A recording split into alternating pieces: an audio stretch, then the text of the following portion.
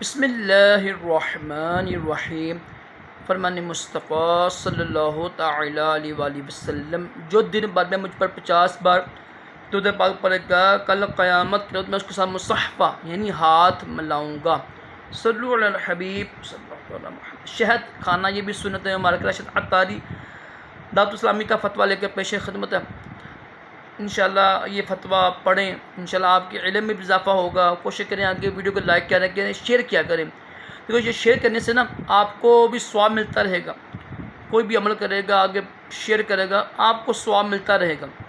تو بڑا اہم فتویٰ ہے، تو یہ سنیں اور اس پر عمل بھی کریں اور آگے بھی شیئر کریں۔ اللہ پاک کی بارگاہ میں دعا بھی کریں، اللہ پاک ہم سب کو علم نافع عطا کرے۔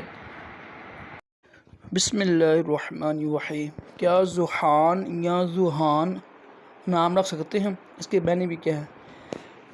ذوحان یعنی ہا، ذوحان کا معنی ہے بنٹنا، الگ ہونا، دور ہونا، ہٹنا، منتشر کرنا وغیرہ۔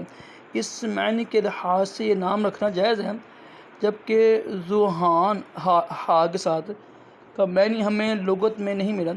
بچوں کے نام رکھنے میں بہتر طریقہ یہ ہے کہ انبیاء، صحابہ یا اولیاء وغیرہ نیک لوگوں کے نام پر نام رکھا جائے تاکہ ان کی برکت حاصل ہو، ورنہ کم از کم ایسا نام رکھا جائے جس کے معنی اچھے ہوں۔ واللہ عالم عز وجل ورسول عالم۔ صلی اللہ تعالی علیہ وآلہ وسلم۔ صلو علی الحبیب صلی اللہ تعالی علی محمد صلی اللہ تعالی علیہ وآلہ وسلم۔